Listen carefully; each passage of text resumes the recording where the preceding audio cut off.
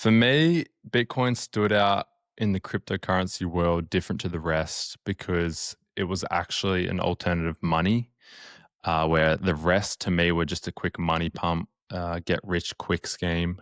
And Bitcoin to me had the opportunity of a lifetime in the sense of a savings account for the future. And so I was getting to the age where, people start talking about saving for a house, saving for even for a nice car, things like that. And I wanted to go, what can I save for the longest period of time? Something that I can hold for say 10 years, 20 years, 30 years. And all the other cryptos to me could not give me the belief that they could be around in those timeframes. There was no evidence for me to see Ethereum survive that time as a store of value and maybe as money. Other things like Cardano, XRP, they were all interesting, but to hold their value, it needed more than that, than to just be a technology, just to be a new idea. It needed to be entirely a new protocol. And so I think Bitcoin to me is the internet money on top of the internet. It has the ability to be like gold, but strip away its physicality and become digital gold. And so, yeah, I just found Bitcoin in a whole a lot more interesting than other cryptos. That's very consistent actually with our generation, Gen Z. So like everyone, let's say under 28, I think is Gen Z. And so a lot of them say like, I might want to own my own home one day, but I cannot afford it anyways right now.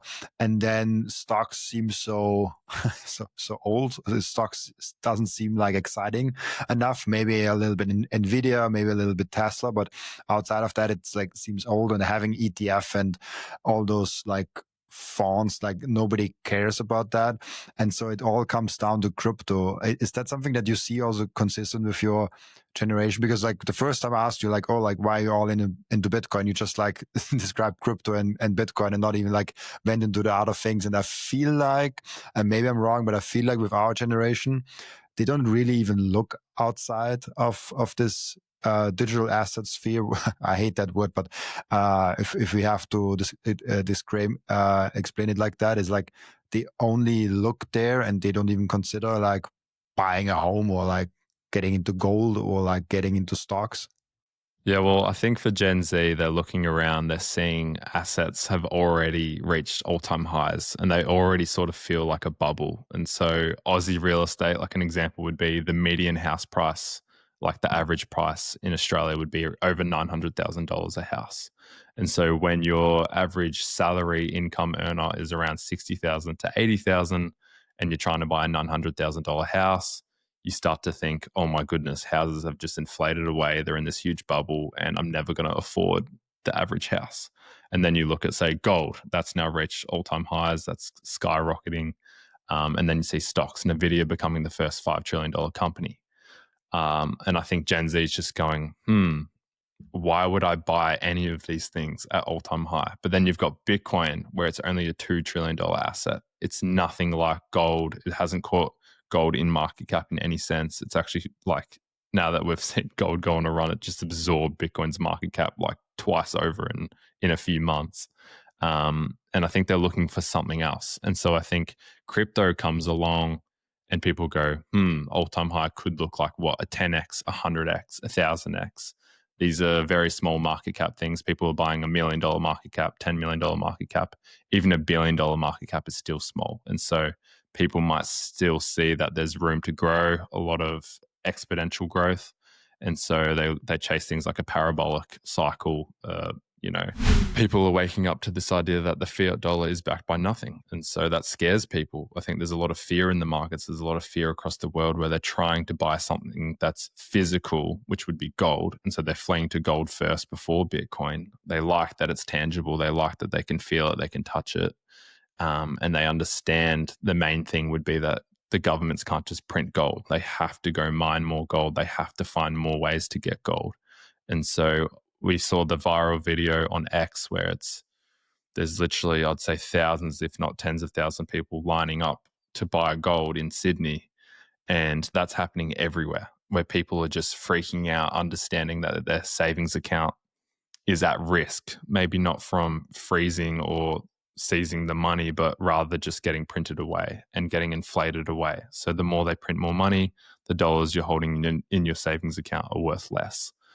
And so to me, people are waking up to that reality. And for Bitcoin to fall behind in gains this year and to actually be outperformed by gold to a degree is just, that just shows where where us people are at, understanding that Bitcoin is still a speculation to a lot of people. And so I don't expect it to necessarily catch gold's market cap anytime soon, because people still want to go to, you know, the shiny gold rock that worked for 5,000 years. Like, why would you want to trust something that's maybe only 16, 17 years old? It just doesn't have that history. But I think as we strip back more and more emotion as time unfolds, we're going to see Bitcoin's bottom price just lift and lift and lift. So every time it comes down, it's not going to go down as much. And so we might see a red year next year, but I can't see an 80% drawdown. I can't see these big dips where it's like, oh my goodness, this is the bear market. We're going to have 4 years of pain or 3 years of pain.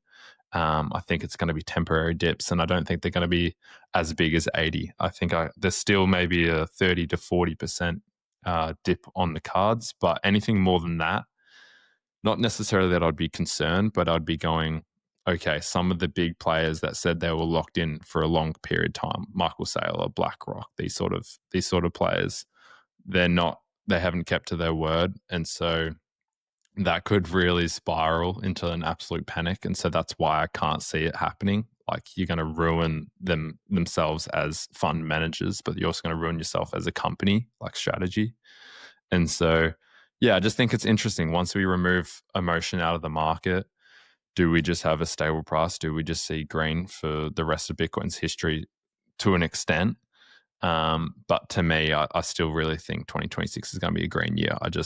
I've been wanting to say it more and more on podcasts, just so that if it does happen, I look like a genius. And if it doesn't happen, I'll just disappear into the shadows. So, nah, I'm not sure. It's like make as many predictions as possible, make it on camera, and then pick the winners and show them in the clips a year later. But I have something here, and I'm curious what you think about that, because we always look at the all-time highs. We always look at the thing, and you brought something really interesting up. We're bringing the base up, and this is basically like the base of each year. So that chart is the Bitcoin yearly lows. And so it shows of each year of Bitcoin existence, what was the lowest price within that year. And like, obviously, like I think the chart starts here from 2012 with $4, then $13, $300, $100, $300, $700. And so last year, we had the lowest possible was under 40,000. And this was like 10,000 more than we had in 2021, which was the highest in that regard. Now, 2025, to this day, we didn't have a lower price than 76,000 US dollar. If you haven't done at least 2 cycles, like, don't think about like retiring or like doing fancy stuff with your Bitcoin, or like doing anything of that sort, because you haven't gone through a lot. And no matter how many Bitcoin you have, even if you have 50 Bitcoin, because at that point, your income is obviously a lot higher. Your net worth is obviously a lot higher. So your potential should also be a lot higher. And we have those videos like, oh, get to 0.1 Bitcoins, get to 1 Bitcoin.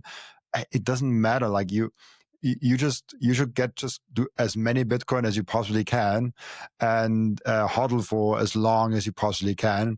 And this should be the goal, because then you can maximize your own individual potential that you have, because like every single person is different, and you shouldn't get a stacking goal from someone else, because like someone else lives a different life as you live. And so I think hodling is just harder for most people than we might imagine. Yeah, I subscribe to the theory that whatever Bitcoin you can get in the next, say, 5 years is probably the Bitcoin you're going to have forever. Like, it's going to be really hard to get any more than that after that 5-year period, because it's just going to be so much more expensive. And so I think the next 5 years is just extremely important. especially for Gen Z. I'd say we are the low income earners in this sort of world at the moment in society. And so if you can just get a chunk and treat that like your honey pot that you're trying to keep for the next 5-10 years, that's going to be so important in that time when Bitcoin's, reaching these huge milestones and everyone's trying to get rid of their printed dollars into something that's hard money, that's sound money, that's a good store of value, and you've already got some, and they can't print any more Bitcoin. And so you've got a piece of the future.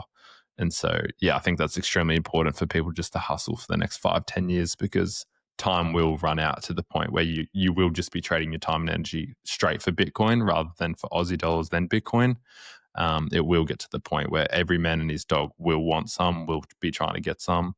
And when people understand the scarcity that we're dealing with, that even with more demand can't come with more supply for the first time in an asset's history, yeah, I think everyone's just going to be, blowing their minds, wondering what's going to happen next. And so, yeah.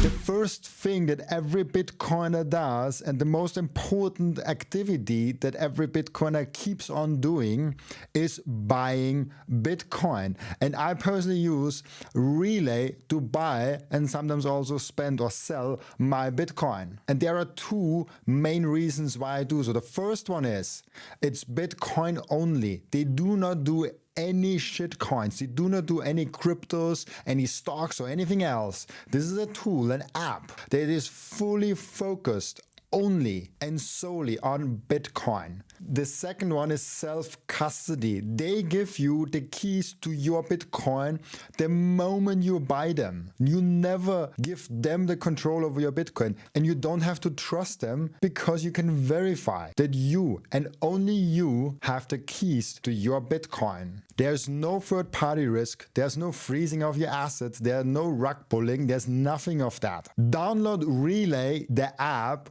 on your phone, or go to relay.app on your browser and use code Robin to save fees and get cheaper Bitcoin. I want to tell you about something very special to me. It's called micro seed. If you hold your Bitcoin in self-custody, and you should, you know how critical it is to secure your seed phrase. You should not have them on paper. You should not have them on anything else than titanium. With micro seed, you can engrave your 12 or 24 word seed phrase, the entire seed phrase, onto a 1-inch small washer. Yes, just one washer. All 24 words on that one washer. You can hide that thing everywhere. And even better, you don't need to buy a new kit every time you have to get a new wallet. You can make unlimited backups because MicroSeed is not selling the washer. MicroSeed is selling the device that stamps the washer. So you get the full kit with the device, with the washers, with the hammer, with everything you need to get started today. And you can make with that unlimited amount of backups. Go now to microseed.io.